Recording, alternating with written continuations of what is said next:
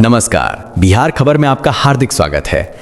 और आज का हमारा स्पेशल एपिसोड है बिहार की 10 बड़ी खबरें। अक्टूबर 2025 का महीना बिहार के लिए बेहद महत्वपूर्ण रहा है। विधानसभा चुनावों की घड़ी करीब आ रही है। सुप्रीम कोर्ट से लेकर सड़क तक हलचल मची हुई है। राजनीति, अपराध, विकास और सामाजिक मुद्दों पर हम लाए हैं। हर खबर को हम विस्तार से कवर करेंगे ताकि आप बिहार की धड़कन को महसूस कर सकें। तो चलिए शुरू करते हैं नंबर 1 से। अगर आपको पसंद आए तो लाइक, शेयर और सब्सक्राइब जरूर करें। चलो बिहार की सैर पर। दोस्तों, अक्टूबर का सबसे बड़ा धमाका 6 अक्टूबर को हुआ, जब चुनाव आयोग ने बिहार विधानसभा चुनाव का शेड्यूल जारी किया। पहले चरण में 6 नवंबर को 121 सीटों पर वोटिंग, दूसरे चरण में 11 नवंबर को बाकी 122 सीटों में और 14 नवंबर को रिजल्ट। कुल 7.4 करोड़ वोटर, जिनमें 14 लाख पहली बार वोट डालने वाले युवा शामिल हैं। मुख्य चुनाव आयुक्त ज्ञानेश कुमार ने कहा कि चुनाव पारदर्शी और शांतिपूर्ण होंगे। ये चुनाव नीतीश कुमार की एनडीए सरकार के 5 साल के कार्यकाल का रिपोर्ट कार्ड होगा। विपक्षी महागठबंधन इसे सामाजिक न्याय का मुद्दा बना रहा है। बिहार की सियासत में ये तारीखें इतिहास रचेंगी। क्या कहते हैं आप? कमेंट में बताएं। अक्टूबर को सुप्रीम कोर्ट ने चुनाव आयोग को कटघरे में खड़ा कर दिया।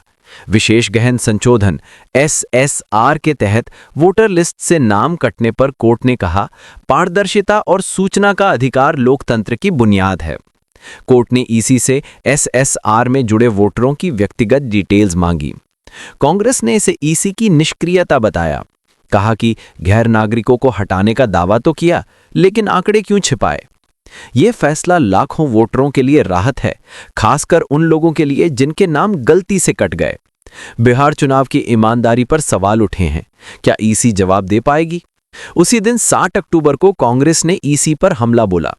पार्टी ने कहा, SSR का बहाना बनाकर गैर नागरिकों को हटाने का दावा किया गया, लेकिन ईसी ने देश को बताने की हिम्मत नहीं दिखाई कि बिहार से कितने नाम कटे। कांग्रेस नेता ने कहा, यह पारदर्शिता का घोर उल्लंघन है।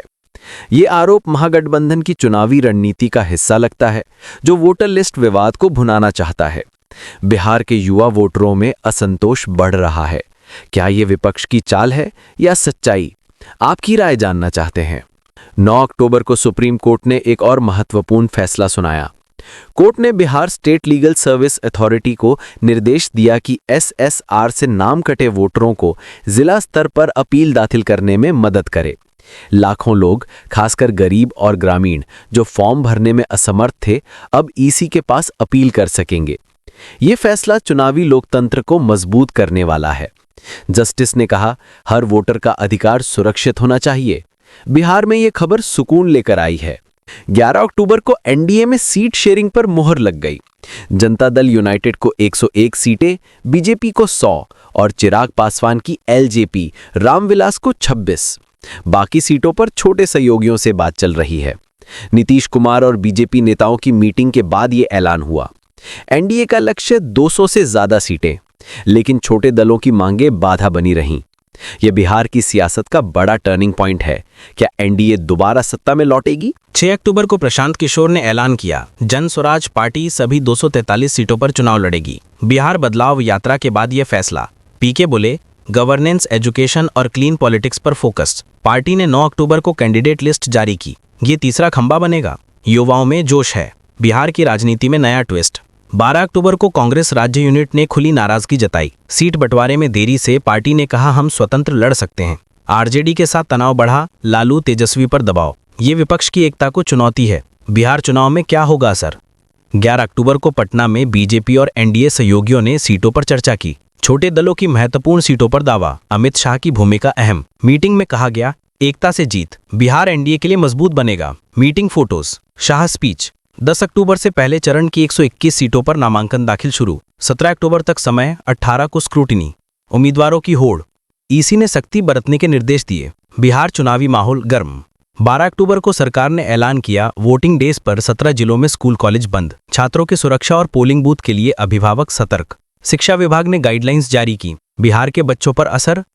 12 अक्टूबर को वैशाली में सनसनीखेज वारदात। एक शख्स ने गर्लफ्रेंड से शादी के लिए दूसरी पत्नी पर पेट्रोल डालकर आग लगाई। पीड़िता गंभीर। पुलिस ने आरोपी को गिरफ्तार किया। महिलाओं पर अत्याचार का चेन, बिहार में लॉ एंड ऑर्डर पर सवाल। 10 अक्टूबर को पीटीआई फैक्ट चेक, नेपाल का पुराना वीडियो शेयर कर बिहार में बीजेपी नेता की कार पर हमले का झूठा दावा, सोशल मीडिया पर वायरल। ईसी ने फेक न्यूज पर सख्ती की, साइबर क्राइम बढ़ रहा है। अक्टूबर में तेजस्वी ने रैली में कहा, हर घर एक नौकरी, युवा बेरोजगारी पर फोकस। आरजेडी का मैनिफेस्टो तैयार, एनडीए पर हमला, बिहार के नौजवानों के लिए उम्मीद। नीतीश कुमार ने महिलाओं के लिए नई रोजगार स्कीम लॉन्च की, 50,000 नौकरियां। चुनावी वादा, जेडीयू की स्ट्रेटेजी, महिलाओं में स्वागत।